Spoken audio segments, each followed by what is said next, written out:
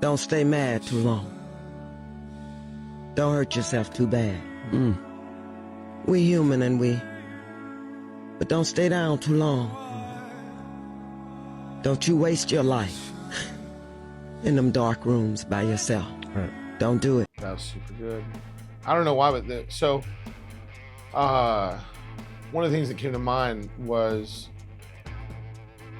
I remember going to speak to a school board and just being just amazed at all these brilliant children that had gotten all these awards. And I got up to speak and I was so nervous and so like just out of place. And I've never had it happen to me. I get home and as soon as I'm leaving, and it went well, everything there went well, but as soon as I leave, I just get hit with all the inadequacy stuff. You're not good enough.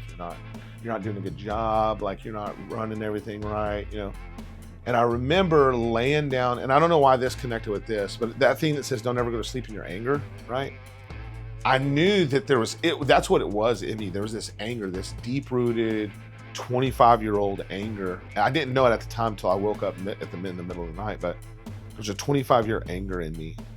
And so right before I went to sleep, I heard that still small voice say, tell her. So I rolled over to my wife and I said, I don't know why I have to tell you this, but I feel like I'm not good at anything. I feel like I'm not doing a good job. I feel like nothing I do is right. I feel like I'm not getting anything done. And she said, how long have you felt this way? And I was like, I don't know. And I turned over and I went to sleep and I woke up about 2 o'clock in the morning throwing up. And I remember God just showing me around the time that I knew that I was really, really smart. I remembered all the schools I got kicked out of. I remember none. And it was like, I found out that I was highly intelligent late in the journey. I knew that I was smart, but everything was so life or death. Everything was, what's that? The hierarchy of needs, right? I never got far enough in the hierarchy of needs being met to get past the place to really explore what I could do mentally. And so once I kind of did get to that place, I had such a disdain for the school system. I hated that they said teachers always wanted to help, but no teacher ever helped me. And they knew that I was that smart because I would get kicked out of school every day from the sixth grade up. I'd get kicked out of school after 2 months in at the most, and then they would have me take a test and move me up to the next grade. And they did that all the way until I graduated when I was 16 years old. And I always thought, what if one person would have taken the time?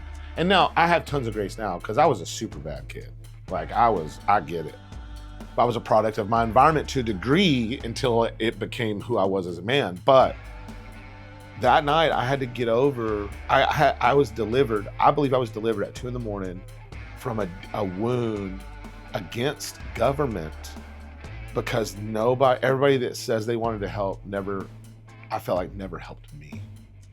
And I didn't know that was a wound. I had no idea how to identify that. But I remember once I threw up and once God showed me that, he showed me just some patterns of school stuff and how I would have become to be arrogant and prideful and then would operate to manipulate because I was smarter.